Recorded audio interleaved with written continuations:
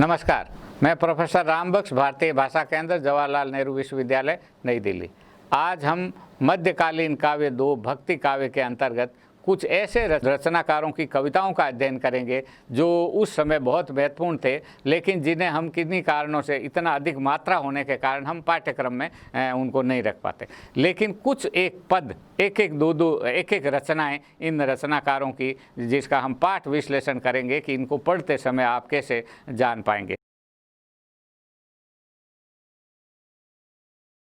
तो सबसे पहले हम मीरा पे चर्चा करना चाहते हैं। मीरा के इस पद के माध्यम से हम मीरा के जीवन, मीरा के व्यक्तित्व, मीरा की कला की कुछ विशेषताओं के बारे में जान पाएंगे और मीरा ने अपने पदों में किस तरह से अपने जीवन को अभिव्यक्त किया है उसे जान पाएंगे। इसके अलावा हम रसखान का एक छंद पढ़ेंगे। रसखान जो कृष्ण भक्ति का परंपरा के बड़े महत्वपूर्ण कवि माने जाते हैं, जो बहुत बाद में हुए, और उन्होंने किस तरह से अपने इस कृष्ण भक्ति का व्यक्ति की है। फिर हम एक छंद या कुछ रचनाएं दादू दयाल की है, उसका अध्ययन हम करेंगे, जो इन सब के माध्यम से आपको जो भक्ति काल है उस भक्ति काल की विविधता का एहसास होएगा कि भक्ति काल में सिर्फ 4 ही कवि नहीं है, सूर, तुलसी, कबीर, जायसी, ये 4 कवि नहीं है। 4 कवियों के अलावा भी बहुत सारे कवि हैं और उन कवियों ने भी उतनी महत्वपूर्ण रचना कर रखी है, उतनी सुंदर रचना कर रखी है जिस तरह की रचना आपको इन 4 महाकवियों के अंदर देखने को मिलती है। तो सबसे पहले मीरा के बारे में जानते समय हमको इस बात को ध्यान में रखना चाहिए कि भक्ति काल की ये ऐसी अकेली स्त्री कवि है जिसको पुरुषों के समान गौरव प्राप्त है और वो एक महत्वपूर्ण कवियत्री की तरह से हमारे सामने आती है। एक पद में वो भी कृष्ण से प्रेम करती हैं और उनका जो प्रेम है वो गोपियों की तरह का प्रेम नहीं है, क्योंकि वो स्वयं प्रेम करती है।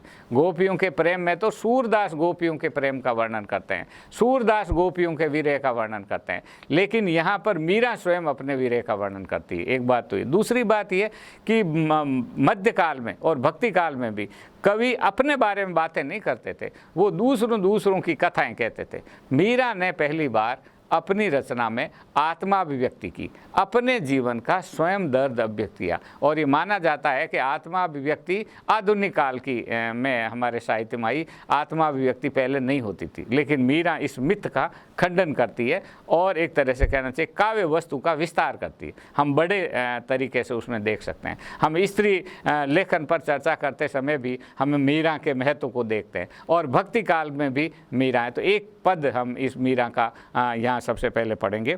तो पद है, हेरी में तो दर्द दीवानी होई, दर्द न जाने मेरो कोई, घायल की गति घायल जाने की जिन लाई होई, जो हरि के गति जो हरि जाने की जिन जो हर होई, सूली ऊपर सेज हमारी सोवणा किस विध होई, गगन मंडल पे सेज पियागी किस विध मिलना होई, दर्द की मारी बन बन डोलूं वेद मिल्या नहीं कोई, मीरा के प्रभु पीर मिटेगी जद वेद समरिया होई। ये है कि मैं तो दर्द की दीवानी हूँ और दर्द की दीवानी हूँ और मेरा दर्द कोई जानता नहीं। यहाँ पर ये शब्द जो है बहुत महत्वपूर्ण है। मीरा ने जो बात कही है और ये बहुत उद्धृत भी किया जाता है कि मीरा कहती है कि दर्द ये नहीं है कि ये पता है कि दर्द ये है, दर्द ये है कि कोई जानता नहीं। और जानता का मतलब ये है कि किसी को समझ में नहीं आता। समझ में इसलिए नहीं आता कि किसी के अनुभव में नहीं है। तो जब आपके अनुभव में नहीं है, आपके समझ में नहीं है, आपने देखा नहीं है, आपने भोगा नहीं है, आपको पता ही नहीं है, तब आपको मेरा दर्द कैसे समझ में आएगा। तो एक तरह से अपने पूरे समाज की संवेदनहीनता पर मीरा प्रश्न उठाती है और कहती है कि नहीं समझ में आ रहा किसी को, क्या करूं, मेरा दर्द कोई नहीं जानता। अगर आप दर्द मेरा जान लेते हो तो आधा दर्द तो उसी में समाप्त हो जाता है। कि संप्रेषण जो होता है वो संप्रेषण कम करता है। जितना संप्रेषण नहीं होता किसी समाज में, तब वो दर्द की मात्रा बढ़ जाती। इसलिए विरह, कृष्ण से हमारा विरह है, प्रेम है, आप मिलते नहीं है, वो सब ठीक है, वो तो एक स्तर है। लेकिन दूसरा स्तर ये है कि हम अभिव्यक्त करते हैं उस बात को। अभिव्यक्त करते समय कोई समझता ही नहीं, तो अभिव्यक्ति पूरी नहीं होती, क्योंकि सामने वाले व्यक्ति तक वो बात पहुंचती नहीं। और जब बात नहीं पहुंचती, जब भी हम अपनी बात कहते हैं और वो बात नहीं पहुंचती, तब उस बात न पहुंचने का दर्द भी उसके अंदर बढ़ जाता है। इसलिए मीरा की जो पंक्तियां बड़ी महत्वपूर्ण होती है कि मारो दर्द न जाने कोई, मेरे दर्द को कोई नहीं जानता। इसी तरह जो घायल है, घायल की गति घायल जाने, जो या जिन्हें लाई सोई, या जिसने घाव किया है या जिसने घायल किया है उसको पता है, या सिर्फ घायल की गति दूसरा घायल ही जानता है। मान लीजिए किसी के चोट लगी, और अब आप ये देखिए कि वो मध्यकाल का वो ज़माना जहाँ पर आपके दवाओं का या चोट लगने के बाद कहीं से आपके हाथ कट गया, पैर कट गया, उंगली की चोट आ गई, उसका कोई इलाज नहीं था। या इसी तरह जानवरों के चोट लग जाती है बहुत बार, तो उनको समझ में ही नहीं आता कि वो क्या करें। आजकल तो बहुत विकसित हो गया इस अर्थ में, और हम अंदाज लगा सकते हैं कि दर्द होता है। जो कहते हैं कि चोट लगी, दर्द हुआ, कहाँ हुआ, कितना हुआ, बहुत हुआ। अब आप बहुत हुआ में आप नहीं समझा सकते कि कैसा दर्द हुआ, और जो कैसा दर्द हुआ ये आप बता भी नहीं सकते, क्योंकि वो तो आप ही समझ सकते हैं अगर आपके घायल आपके खुद के चोट लगी हो तो इसलिए मीरा कहती है कि घायल की गति घायल जाने, घायल की गति को कोई नहीं जानता। आपको दर्द हुआ, कितना हुआ, ये आप नहीं बता सकते। अगर दूसरे को किसी को चोट लगी है तो उसको पता है कि हाँ इतना दर्द होता भाई, मेरे हुआ था। तो आप अपने से दूसरे के दर्द को आप महसूस कर पाते हैं, अलग से वर्णन करने से आप नहीं समझ सकते। ये वर्णन करना का सामर्थ्य किसी में नहीं है। तो मीरा ने यहाँ एक बड़ी ज़बरदस्त बात कही है कि ये जो वर्णन है ये तो बहुत छोटा शब्द है। हम अपने दुखों के बारे में किसी को साझा नहीं कर सकते, सिर्फ उससे साझा होता है जो खुद घायल है। और घायल किससे है? कृष्ण से, प्रेम से में घायल है। तो जो कृष्ण से उतना ही प्रेम करे जितना मीरा करती है, तब उसको समझ में आएगा कि समस्या क्या है। अन्यथा वो कहते हैं चलो कोई बात नहीं, शादी कर लो, चलो ये नहीं हो रहा तो खाना बना लो, ये कर दो। तो आपके पास में 20 उपदेश होते हैं, उसमें से आप कोई सा भी ले लो, वो बिना जाने दिया हुआ उपदेश होता है। इसलिए मीरा कहती है कि आपको हर एक व्यक्ति को ना बोलने का अधिकार नहीं है। जिसने अनुभव किया ही नहीं, जिसने जीवन जिया ही नहीं, उसको पता ही नहीं जीवन क्या होता। इसलिए ये बहुत गहरे अर्थ में कई ये पंक्तियाँ हैं जब वो मीरा कहती है कि घायल की गति घायल जाने की जिन लाड़ी सोच, या जिसने घाव किया उसको पता कि भाई मैं यहाँ मार रहा हूँ, यहाँ इसके दर्द होएगा, तो उसको पता। पीर परावणी कबीरदास जब पीड़ा का वर्णन करता है और पिंजर को पूरा हिला देने वाली बात करता है, या हाथ पैर में जब चोट लगती है उसका वर्णन करने जाते हैं, तब आपको होता है कि आप न बता नहीं सकते। कुछ दर्द सचमुच अभिव्यक्त नहीं हो पाते, और जो न अभिव्यक्त हो सकने वाला जो दर्द है वो ईश्वर प्रेम वाला दर्द है जिसकी मीरा ने जिक्र की। इसलिए जोहर की गति जोहर ही जाने, जो रत्न है उसकी गति तो पार की जानता, या जो स्वयं जो जोहर है, स्वयं जो रत्न है या गुणवान है वो जाने, बाकी हर एक व्यक्ति नहीं जानता। हमारे पास में जितने भी ये हीरे जवाहरात मोती होते हैं, ये दूर से अगर आप नहीं जानते तो आपको कुछ नहीं, ये सामान्य पत्थर जैसे दिखाई देते हैं। लेकिन जो पारखी होता है, जो परख सकता है, जिसमें समझ है, वो ये कह सकता है कि ये इसमें ही है। तो इसके लिए आपको ज्ञान की ज़रूरत होती है, इसके लिए आपको समझ की ज़रूरत होती है, इसके लिए आपको बुद्धि की ज़रूरत होती है, और इसके लिए आपको अनुभव की ज़रूरत होती है। हर एक ऐरा गहरा व्यक्ति नहीं समझ सकता। तो मीरा इस अर्थ में एक जनता के सामने भी एक नई बात रखती है कि कोई समझ नहीं सकता तो नहीं समझ सकता भाई, और जो नहीं समझ में आएगा वो भी उपदेश देने लगता, वो भी समझाने लगता।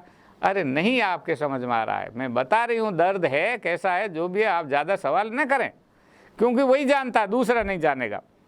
सूली ऊपर सेज हमारी सोवण अकिस्विद हो, मेरी जो सेज है, जो बिस्तर है, वो सूली के ऊपर है। पहले पुराने ज़माने में जो मृत्युदंड होता था वो गले में डाल के नहीं होता था, एक सूली जैसा होता था, उसके ऊपर लटका देते, तो वो सोएगा, उसके ऊपर जाते ही मर जाता आदमी। तो उस सूली पर तो हमारा सेज है, बिस्तर है। तो कैसे मिलना होएगा, कैसे सोएं? गगन मंडल पे सेज पिया की, और मेरा जो पिया है, पति है, कृष्ण है, वो गगन मंडल पे आकाश पे रहता। तो उनसे कैसे मिलना हो? वहाँ पे स्वर्ग जाने की कोई सीढ़ी तो है नहीं, तो मैं कैसे जाऊँ? मैं तो मकान में इधर उधर धरती पे ही तो आदमी घूम सकता है। वो अलौकिक ईश्वर है, परम पिता है, परमेश्वर है, और वो गगन में रहता है। तो मैं अपने प्रिय से कैसे मिलूँ? ये बात मैं किसी को कैसे समझाऊँ कि मैं उससे प्रेम करती हूँ? उसी से मिलना, मेरे को दूसरे से नहीं मिलना, सामान्य लोगों से नहीं मिलना जो अनुभवहीन है। कि दर्द की मारी वन मन डोलूं, वेद मिल्या नहीं कोई। दर्द की मारी वन वन डोलती रहती हूँ, जंगल जंगल घूमती रहती हूँ, भटकती रहती हूँ। आदमी बाहर क्यों निकलता?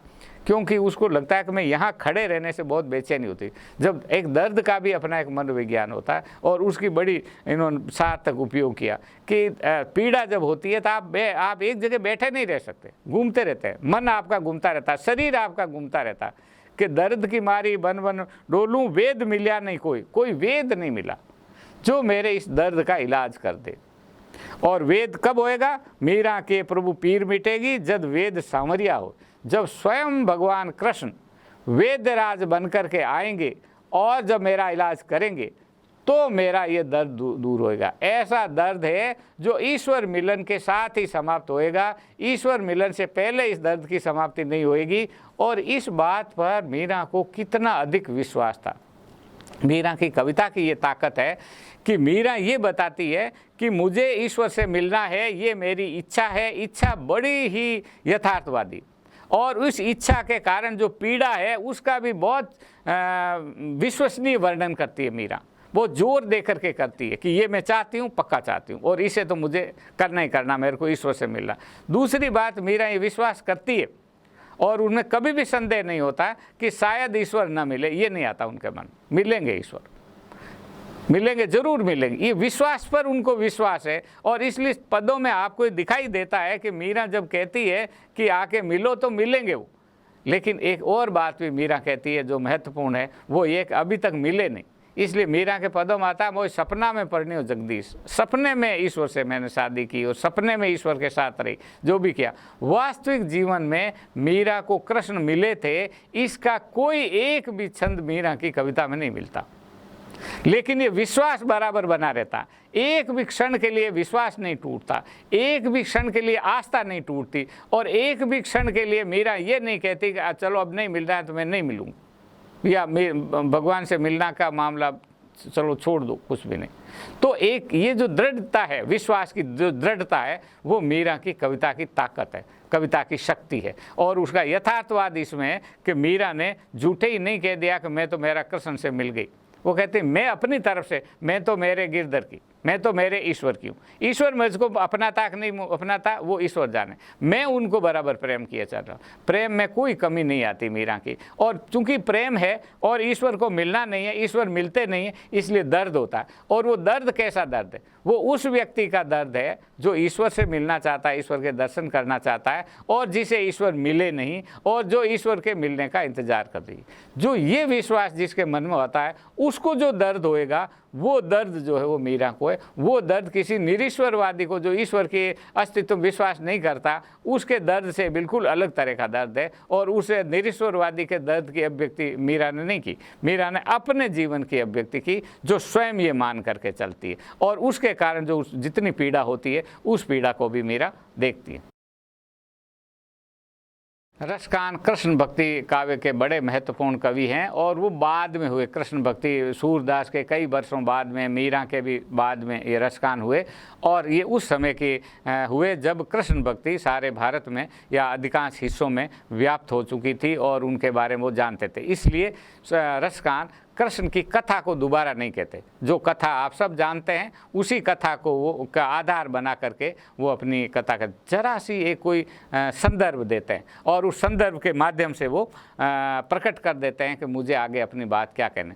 कम विषय क्षेत्र है, थीम कम है, कम बातें हैं, लेकिन जो भी बात है वो उन्होंने बड़ी गंभीरता से, बड़ी संवेदनशीलता से उन्होंने लिखा है। और इस अर्थ में कृष्ण के एक नए ही रूप का वर्णन उन्होंने किया, एक नए तरह की टिप्पणी कर दी, और जो टिप्पणी आपको सूरदास की रचनाओं में नहीं मिलती और मीरा की रचना में नहीं मिलती। ये भी कृष्ण से प्रेम करते हैं, उतना ही प्रेम करते हैं, लेकिन एक खास तरह की तटस्थता बीच बीच में आ जाती है, और वो कृष्ण पर इतनी सुंदर टिप्पणी करती है कि हमें लगता है कि अच्छा, इस तरह से भी कृष्ण को देखा जा सकता है। अगर विखंडनवादियों की तरह से देखें तो अब तक जो कृष्ण कथा का जो था, जो वर्णन किया था, उसका विखंडन किया रसकान ने, और एक नए बिंदु को उन्होंने हमारे सामने रखा।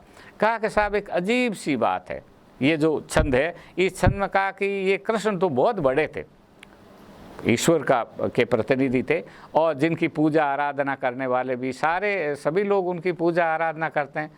उस कृष्ण को थोड़ी सी छाछ के लिए ये अहीर की छोरियां जो है नाच नचा देती। ये तो एक तरह का अद्भुत ही है। ये छंद है, शेष गणेश महेश दिनेश सुरेश ही जाहु निरंतर गावें, जाहि आनंद अनादि अनंत अखंड अछेद अभेद सुबेद बतावे, नारद से सुख व्यास रहे पछि हारि तऊ पुण्य पारन पावे, ताही अहीर की छोहरियाँ छछिया भरी छाछ पे नाच नचावे। कि जो शेषनाग, गणेश जी, महेश, दिनेश, सुरेश, इंद्र, ये सब लोग जिसका निरंतर भजन करते रहते हैं, इतने बड़े बड़े, ये भी बहुत बड़े हैं, ये कोई कम बड़े नहीं है जिनका इन्होंने जिक्र किया, ये भी कृष्ण के समान ही बड़े, लेकिन ये सब कृष्ण के प्रति आदर भाव रखते हैं और उनके गीत गाते हैं। गावे मतलब कीर्तन गावे, उनकी स्तुति का गान करें, उनकी तारीफ में गाते रहते हैं, उनके गुण गान गाते रहते हैं, उनके यश गान गाते रहते हैं। गाना शब्द बड़ा महत्वपूर्ण। जाहि अनादि अनंत अखंड अछेद सुबेद, ये जो वेद है, हमारे वेदों में कहते हैं कि सारी चीज़ें वेदों में लिखी हुई है, और जो वेद में नहीं है वो तो कहीं है ही नहीं। तो वेद जिसकी व्याख्या करता है और व्याख्या करके कहता है कि क्या है, वो अनादि है, ईश्वर क्या अनादि है, उसका आदि अनंत अनंत है, अखंड है, उसको खंडित नहीं किया जा सकता, अछेद है, उसको छेद नहीं किया जाता, अभेद है, उसका रहस्य बराबर बना हुआ। ये सब बातें उसकी बताते हैं, विशेषताएं। यहाँ पर ये जो विशेषताएं बताई, ये कृष्ण की विशेषताएं नहीं है, ये विशेषताएं ईश्वर की विशेषताएं, ब्रह्म की विशेषताएं। चूंकि कृष्ण ब्रह्म है, ब्रह्ममय रूप है उनका, और वो ब्रह्म ने कृष्ण का रूप धारण किया, लेकिन है तो वो ब्रह्म, और इसलिए रसकान ने इन दोनों को मिला दिया, दोनों अवधारणाओं को मिला दिया, और इन अवधारणाओं को मिला करके कहा कि जिसे शेष गणेश महेश दिनेश सुरेश सब गाते रहते हैं, गीत गाते हैं, और जिसको अछेद जिसे अखंड अनंत सब बताते रहते हैं, हमारे वेद बताते रहते हैं। फिर कितने कितने विद्वान व्यक्ति, नारद, सुखदेव, व्यास मुनि, ये तो हमारे भारतीय संस्कृति के बड़े भारी जानकार पात्र हैं, मिथकीय चरित्र हमारे, और जिनकी बुद्धि का कोई पार नहीं, अपरंपार है जिनकी बुद्धि, सब ज्ञान से भरे हुए लोग हैं। इतने ज्ञानी लोग भी पच करके हार गए, पच करके हार गए, बहुत मेहनत की उन्होंने। पच्ची शब्द बहुत महत्वपूर्ण। जब आप कोई काम करते हो तो एक सहज रूप से आपने काम किया, आराम से आपसे काम हो गया। दूसरे में आपने बहुत जोर लगाया और तब आपने किया। तीसरे में आप स्थिति आती जिसमें आप अपनी सारी ताकत लगा देते हैं, और सारी ताकत लगाने के बाद में आप पराजय स्वीकार कर लेते हैं। तो ऐसे लोग जिनको सब चीज़ का पता है, वो भी पच करके हार गए, क्योंकि ताऊ पुण्य पार न पावे, उनका पार नहीं, उनका रहस्य नहीं भेद पाए।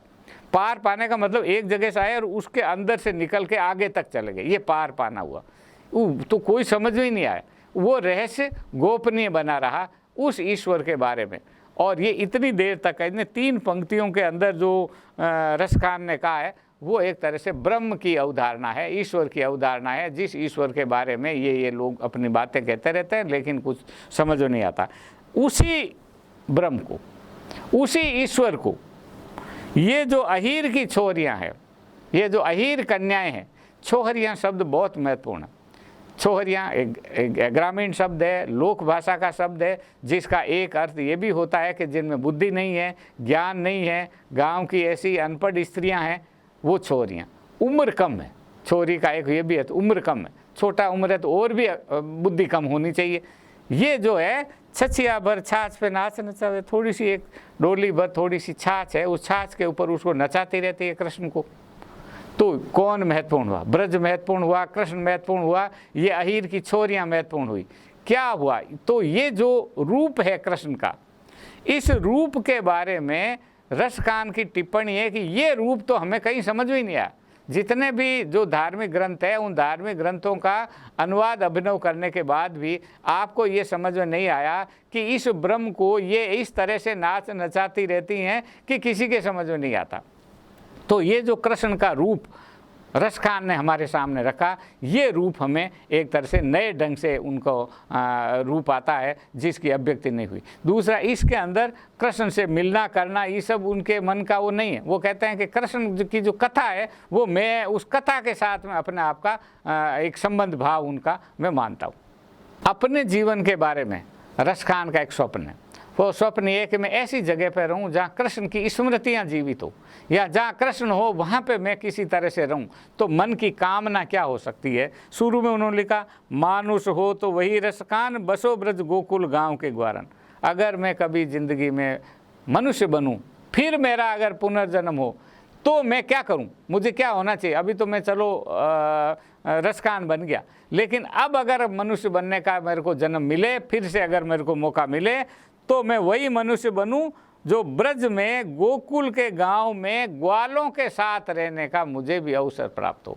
मैं तो साथ रहना चाहता हूँ और कुछ नहीं चाहता, पर कृष्ण पर कोई अधिकार वाला प्रेम भी नहीं चाहता। ये भी नहीं चाहता कृष्ण मेरे हैं, मेरे ही पास बने। ये सब मेरे को इतनी बड़ी कामना नहीं। मेरी तो बड़ी छोटी सी कामना है कि मैं अगर मनुष्य हूँ तो मेरा जन्म वहाँ होवे, ब्रज में होवे, और गोकुल में मैं ग्वालों के बीच में मैं भी रहूँ। अगर मान लो मैं पशु बनूँ तो कहा बस मेरो, तो मेरा क्या बस है? तो चरो नित नंद के धेनु मंजारन, नंद की गायों के बीच में मैं भी चरता रहूं अपना, मैं भी एक पशु के तरह से रहूं जिसको कृष्ण चरावें। कृष्ण तो भाई बड़ी बड़ी धेनु, तो धेनु शब्द जो है वो काम धेनु के साथ की तरह का अर्थ देता है, थोड़ा अर्थ भारी है। इसलिए नंद की गायें तो गायें थोड़े, नंद की जो गायें हैं पशु भी नहीं, वो तो धेनु है। तो ये एक बारीकी से, एक शब्द से एक गरिमा देने की कला लेखकों में आती है। और अपने आप को कहते हैं अगर पशु हूँ तो मेरा कोई बस नहीं है, मैं बाकी क्या करूँ? तो उन गायों के बीच में मैं भी चरता रहूँ। अगर मैं पाहन हूँ, मान लीजिए मैं पत्थर बन जाऊँ, तो उसी पर्वत का मैं पत्थर बनूँ जिसको पाहन हो तो वही गिर को जो धरियो कर छत्र पुरंदर धारण। और वो अगर मैं पत्थर, तो जिसको जो है धारण किया था कृष्ण ने अपनी उंगली पर, और इंद्र का गर्व ख़त्म करने के लिए, जो ब्रज को बचाने के लिए जिस पर्वत को अपनी उंगली पर उठाया था और इस तरह ब्रज की बरसात से मुक्ति कराई थी, उस पर्वत का मैं एक पत्थर बन जाऊँ। मेरी तो बस इतनी सी कामना, बड़ी छोटी सी कामना, मैं भी वहाँ का एक पत्थर बन जाऊँ। जो खग हों तो, अगर मान लो पक्षी हों तो बसेरो करो मिल, तो मैं वहाँ पर जाकर मिल करके बसेरा करूँ। कहाँ? कालिंदी कूल कदम्ब की डारण, कालिंदी के कूल पर, यमुना नदी के किनारे कदम्ब की डारों पर मैं भी वहाँ पर अपना बसेरा करूँ, जहाँ पर कृष्ण का निवास हो। ये एक तरह से अगर आप इसको हम मीरा से की आकांक्षा से तुलना करें या गोपियों की आकांक्षा से तुलना करें, तो रसखान की जो नम्रता है, रसखान कितना कम अपने लिए चीज़ें चाहते हैं, लेकिन वो एक ही चीज़ चाहते हैं कि मैं कृष्ण के साथ एक संबद्धता का भाव किसी तरह से मेरा आवे, कि जिस दुनिया में कृष्ण ने विचरण किया है उस दुनिया में मैं भी रहूं। ये जो कम मांगना है रसखान का, ये बहुत ही प्रभावित करता है। और ये छंद इसीलिए समाज में बहुत लोकप्रिय कवि के रूप में हम रसखान को देखते हैं, जो कृष्ण भक्ति के इतने मधुर गीत गाता है और नई तरह की बातें। इसी बात को वो पुनरावृत्ति के द्वारा, इन बातों को घुमा फिरा करके बहुत बार उन्होंने अनेक छंदों में कृष्ण की इस कथा को कहा है। और कृष्ण की कथा तो उनको कहनी ही नहीं थी, क्योंकि कृष्ण की कथा तो सूरदास कह चुके थे। उन्हें तो उसमें से एक संदर्भ निकालना था। जब नंद की गाय धेनु आई तो वहीं पर वो एक आ गया, जब गोकुल शब्द का इस्तेमाल किया तो वो कृष्ण की कथा आ गई उस, और या जब यमुना का किनारा आया, कदम की डाल आई, इन छोटी छोटी जो चीज़ें हैं जिसको कहना चाहिए प्रसंग से अर्थ उत्पन्न होता है, वो इन्होंने रसखान ने यहाँ पर कर दिया। और उसके बाद में जो पाठक हैं वो स्वयं समझ लेंगे कि किस तरह से रसखान की क्या कामना। इसी तरह मध्यकाल में स्त्री मुस्लिम कवि के साथ में निर्गुण संतों की भी एक लंबी परंपरा जो कबीर के बाद में भी आई, और जो भक्ति काल के बहुत महत्वपूर्ण कवि माने जाते हैं दादू दयाल। दादू दयाल ने अपने इस पद में कई अनुभवों को अभिव्यक्त किया है, जो अनुभव निर्गुण भक्ति की अपनी विशेषता से जुड़े हुए हैं। एक इनका पद है जिसकी हम व्याख्या करेंगे कि मन रे अंत काल दिन आया ताते ये सब भया पराया, श्रवणों सुनैन नैनो सूझे रसना कयान जाई, शीश चरण कर कंपन लागे 100 दिन पहुँता आई, काले धोले बरन पलटिया तन मन का बल भागा, जो बन गया जुरा चले आई तब पछतावन लागा, आव घटे घट छीजे काया ये तन भया पराया, पांचों थाके कयान माने ताका मरमन पाया, हंस बटाऊ प्राण पयाना, समझ देख मन माही, दिन दिन काल गरा से जेरा, दादू चेते नाय। अब ये जो पद है ये दादू ने स्वयं को संबोधित किया, अपने आप को संबोधित किया, और अपने आप को संबोधित करने के माध्यम से उन्होंने सारे समाज के लोगों को भी संबोधित किया। तो समाज के संबोधन के साथ स्वयं को संबोधित किया, और स्वयं को संबोधित करने के साथ में एक चेतावनी की तरह का भी बन, जिसमें से वो शुरू में कहते हैं मंदिरे अंत काल दिन आया। अंत काल आ गया, मृत्यु आदमी के करीब आ गई, और तब आदमी सोचता है कि अब मेरा जीवन क्या। जब तक आप जीवन जी रहे होते हो, आपको एक लंबे जीवन का एहसास हो रहा होता है, तब तक आप बहुत ज़्यादा सोचते नहीं हो। सोचते कब हो? जब अंत काल दिन आया। तो मंदरे अंत काल दिन आया, ताते ये सब भया पराया। तो जितना आपने ये समाज में चीज़ें वीजें लिए, सब पराई हो गई। मान लीजिए आप कुछ बहुत मीठा खाना चाहते हो तो वो अच्छी ही नहीं लगती, आप घूमना चाहते हो, आप घूम ही नहीं पाते, आप बहुत सारे कोई चीज़ नहीं, आपको कोई अपना लगता ही नहीं। तो क्यों? क्योंकि अंतकाल आ गया दिन, अंतकाल दिन आया, ताते ये सब भया पराए। क्या क्या नहीं है? सारी बाकी चीज़ों के अलावा श्रवणों सुनैन नैनो सूझे, कान से तो सुनाई नहीं पड़ता और आँख से दिखाई नहीं देता, और जीभ से कया न जाई, रसना कया न जाई। अब हमारी जो इंद्रियां हैं, ये 5 ज्ञानेंद्रियां, 5 कर्मेंद्रियां जो है, ये काम ही नहीं कर रही, कहना ही नहीं मान रही, कानों से सुनाई नहीं दे रहा, आंखों से दिख नहीं रहा, और जीभ से बोला ही नहीं जा रहा। इसके अलावा शीश चरण कर कंपन लागे, सिर भी कांप रहा है और पैर भी कांप रहे। ये दिन आ गया अब हमारे पास। बूढ़ापे के अनुभव का इतना मार्मिक और सटीक वर्णन दादू ने किया है कि जब एक तो दिखाई नहीं देता, सुनाई नहीं देता, शीश और चरण पैर भी कांपने लगते हैं, फिर काले धोले बरन पलटिया, जो बालों का रंग काला था वो पलट करके धोला हो गया, सफ़ेद हो गया। तन मन का बल भागा, तन और मन का, शरीर के अंदर और मन में भी एक बल होता है। जब हम विचार का भी एक बड़ी भारी ताकत होती है, और जब हम युवा अवस्था में होते हैं तब हमारे पास में बहुत वो ताकत रहती है। लेकिन जो बूढ़ापा आया तो तन के साथ मन की ताकत भी चली गई। जोबन गया जुरा चली आई, तब पछतावन आ गया। जोबन गया, यौवन गई, और जुरा बुढ़ापा आ गया, और तब ये पछताने लगा, मैंने तो ये बहुत गलत किया था, अगर मेरे को अब मौका मिले तो मैं जीवन में ऐसे ऐसे करूं, या वो मैं न गलतियां करूं जो मैंने गलतियां की। तो इस भाव पर माने दादू दयाल ने उस जगह पर खड़े होकर के अपने जीवन का पुनरावलोकन किया, और हर मनुष्य को ये संदेश दिया कि तुम पुनरावलोकन करो। जिस समय तुम्हारे शरीर में ताकत होती है और युवावस्था होती है, तब तो तुम बहुत अन्याय अत्याचार करने के लिए हिम्मत जुटाते हो, लेकिन अब तो जो बन गया जुरा चली आई, तब पछतावन लगा। आव घटे घट छीजे काया, आव जो थी, ताकत जो थी, जो भी शरीर में चमक जो थी, गर्मी थी, सब घट गया।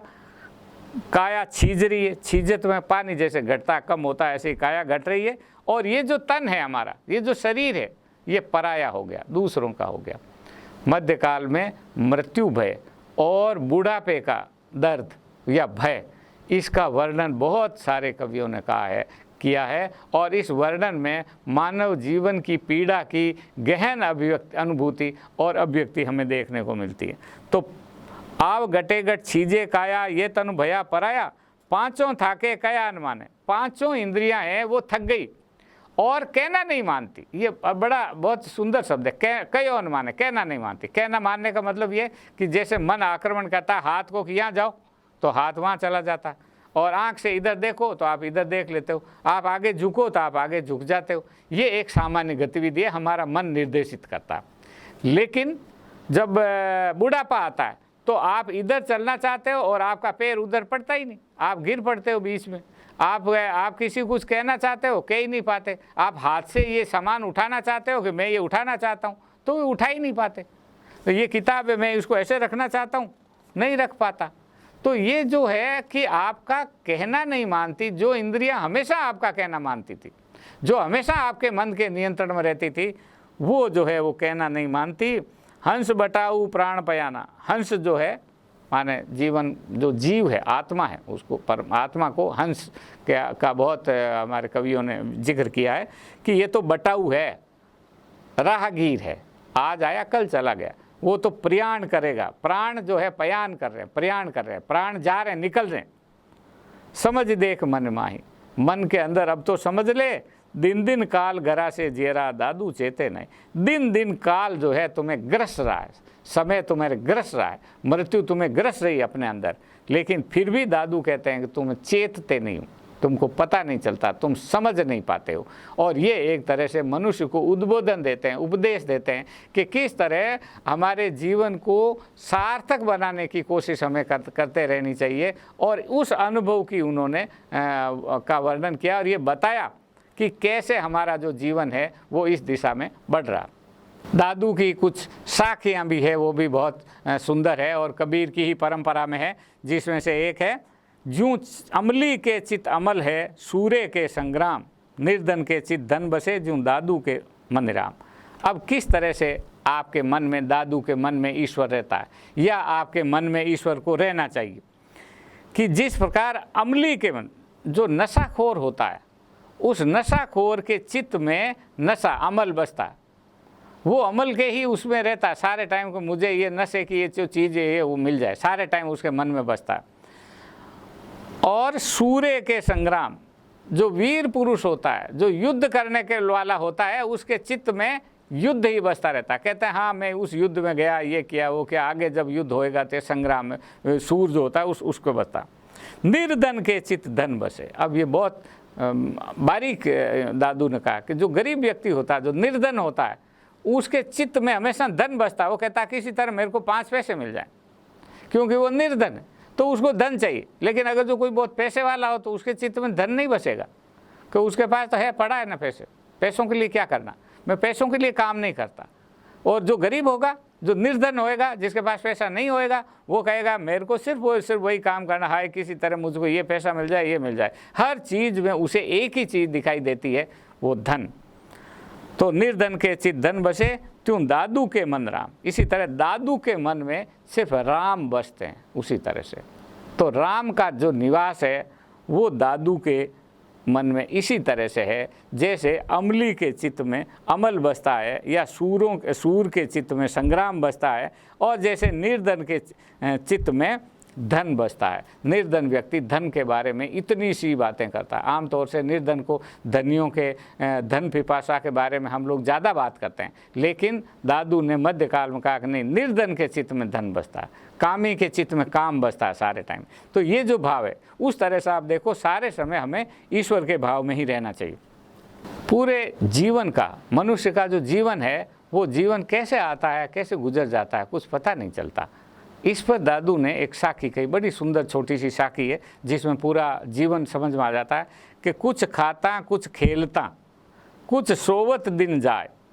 ये दिन कैसे जाता, समय कैसे गुजर जाता। यहाँ दिन के अर्थ में नहीं, समय गुजर जाता, जीवन के अर्थ में। आपको जो जिस अवधि का जो जीवन मिला वो है, वो जीवन का अनुभव कुछ तो खाते हुए गुजर गया, कुछ खेलते हुए गुजर गया, कुछ सोते हुए गुजर गया, नींद में ही चले गए। आधी जिंदगी तो सोने में ही चली जाती और खाने में ही चली जाती। और कुछ विषयां रस विलसता, कुछ विषय वासनाओं के अंदर उस रस में के विलास करते हुए हमारा जीवन बिलस जाता है, और दादू गए बिलाए। इस तरह से कुछ इसमें होता है और उसी में सारा जीवन जो है वो समाप्त हो जाता है। आप कोई भी सार्थक काम नहीं कर पाते। ईश्वर की आराधना से लगा करके जीवन को सार्थक करने के लिए आपको कुछ तो करना होता है। तो आप इस मानव जीवन में आए हो तो आपने क्या किया? आप कुछ खाना खाया, कुछ देर सोए, कुछ देर ये किया, और उसके बाद कुछ नहीं, उसके बाद मर गए, खत्म।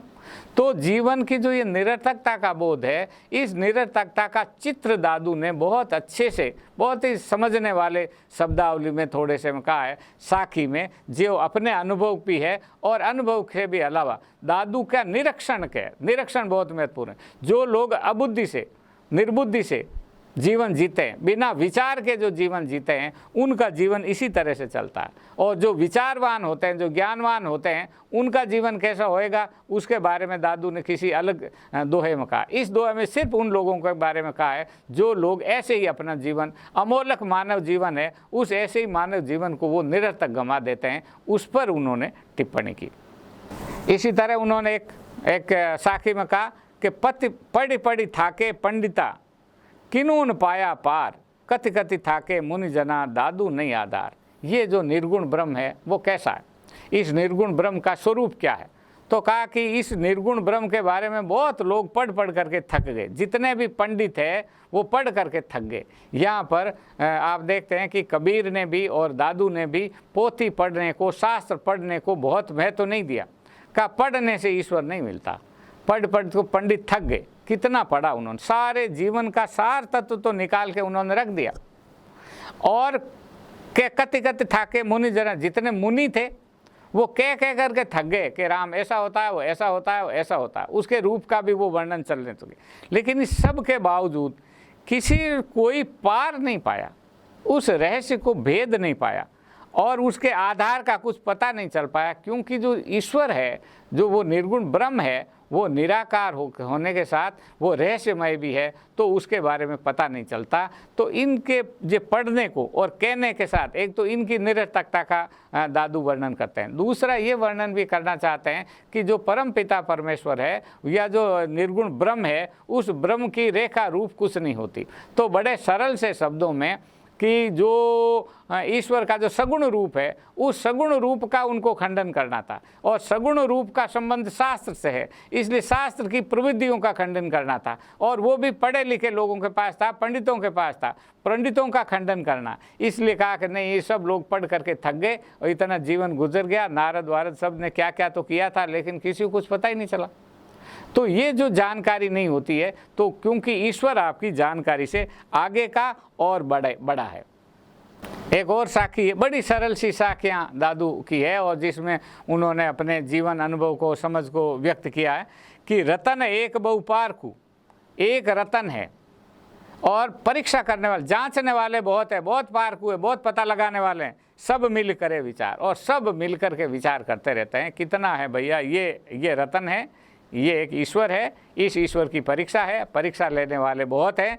और वो क्या कर रहे हैं, गूंगे गेले बावरे दादू पारन पार, वो सब गूंगे, बेवकूफ़ और बावड़े, पागल हैं और तब उनके बारे में कुछ पता ही नहीं चलता, उनका वारन पार का कुछ पता ही नहीं चलता और वो जान नहीं पाते कि वो ईश्वर कैसा है। रतन एक है, पार की बहुत है, अनेक पार की है, और तब से लगाकर अब तक परख कर ही रहे हैं, लेकिन तब भी उनको उस ईश्वर का रहस्य पता नहीं चलता। और इस तरह से निर्गुण ब्रह्म के स्वरूप का विवेचन करते समय एक दैनिक जीवन के अनुभवों के साथ दादू हमको ये बात कहते हैं कि उस ईश्वर के बारे में हम कुछ भी बात कह नहीं सकते।